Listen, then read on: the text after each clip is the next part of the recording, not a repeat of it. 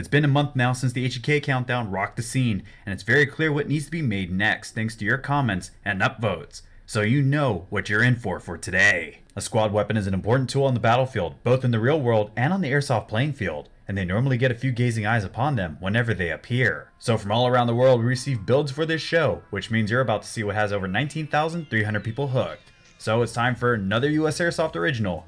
This is the top 5 coolest light machine gun Airsoft builds. Now for this countdown, all the links to the groups that I posted submission pools in will be in the description if you're looking to join these Facebook groups for yourself. And also make sure to subscribe and comment down below of what countdown you would like to see come from us next. But with that said, let's jump into number 5 with Spencer, who's representing his state of Virginia with his soon to be Daytona'd A&K M249.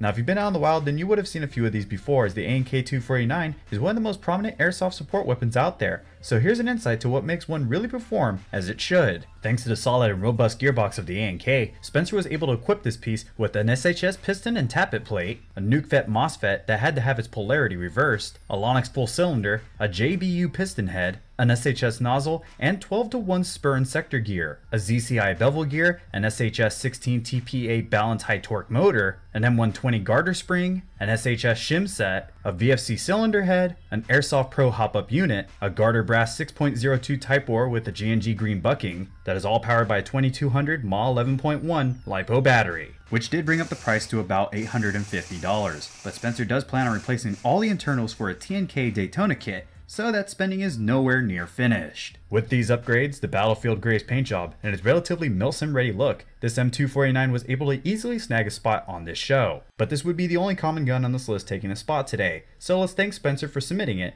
and move on to number 4. Taking this spot would be a throwback with a few simple mods, which should make this a bit quick. At number 4 we have Jordan from Michigan with his Matrix MG42 anti-aircraft gun.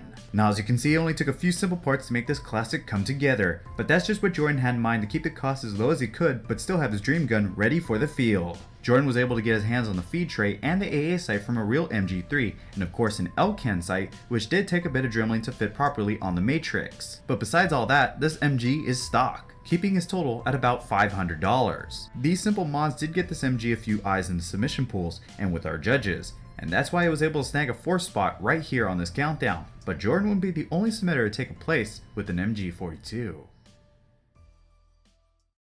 This next platform has really grown in popularity these past couple years in Airsoft, and this one has got to be the best looking one I've ever seen. At number 3 we have Steven of the state of Illinois with his A&K PKM. Like I just said, this is the best looking PKM I've ever seen, and I'm going to bet that's true for many of you guys as well. But packed inside this HPA Bingo Custom PKM would be quite a list of parts. So let's run through them. The current internal parts include a saw-style fusion engine, 500mm Orga wide bore, a Bulgar hop-up unit, a Prometheus purple bucking, a low-flow gold poppet, and a red nozzle. And with this current setup, the gun can hit a man-sized target at 200 feet reliably. Steven was not satisfied with the rate of fire though, so he made sure to contact the master dubbed Rudy Hidalgo at Bingo Custom Works to have him make a custom high-speed magazine, which holds over 5,000 rounds and can feed at over 30 rounds per second reliably. Now originally this gun looked like a classic PKM, but after Steven saw just how the tactical PKMs looked, he just couldn't resist but to make one himself. Now on the outside, this LMG is currently running a folding stock, which allows it to be shorter and more maneuverable,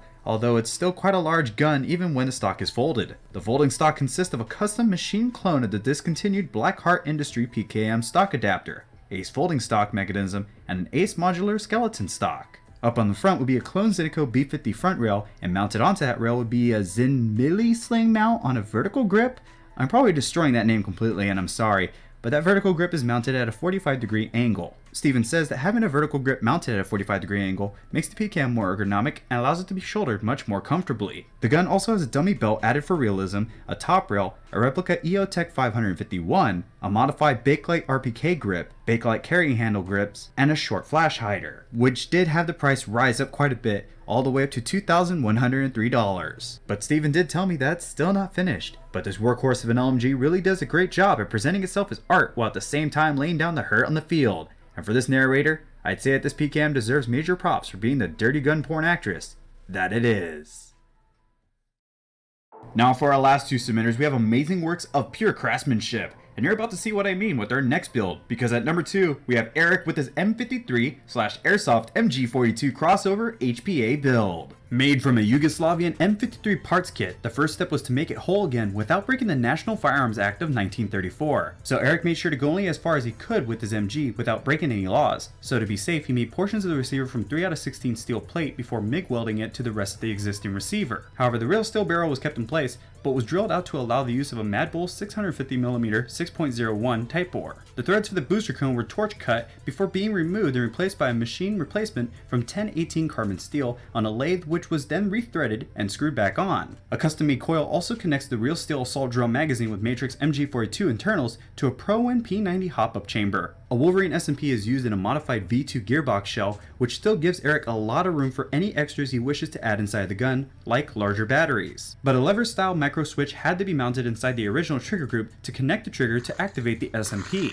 But what is kind of odd is after all these mods and hard work, he kept the price very low at around $950. Now that might sound still pricey, but for a project like this, that's pretty reasonable. Due to the hard work that had to be done and resourcing to make this MG from a mere parts kit, Erich was able to land a high-ranking spot in this countdown.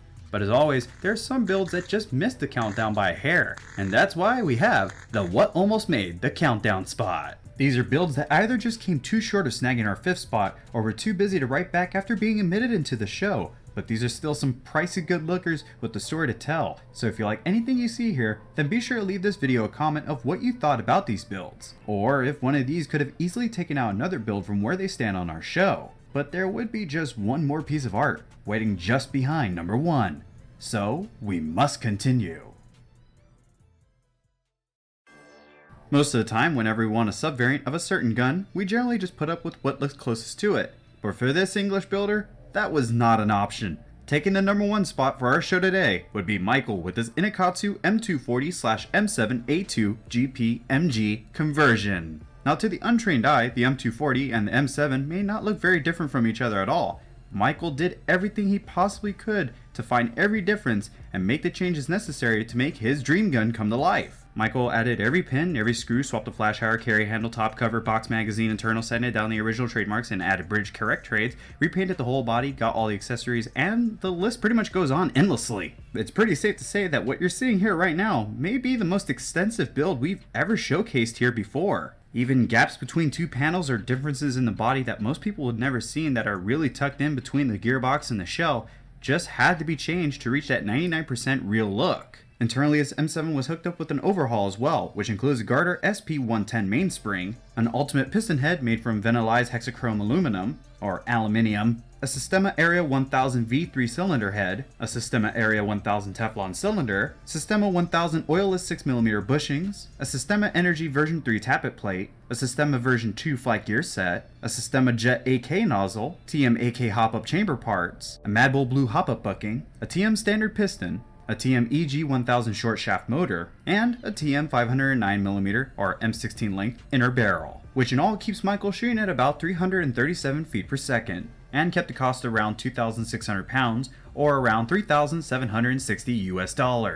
Man, I still can't get over the fact that just how much research had to be done to make this all come together. I mean, Michael sent me an article over his build, and it goes on for like 35 pages with dozens of diagrams and history about the real gun and how he built all the parts. So I'd say he really deserves the number 1 spot, and I'd also have to say that he's probably one of the most dedicated builders that we've ever showcased here. But man, this has just been one of our episodes.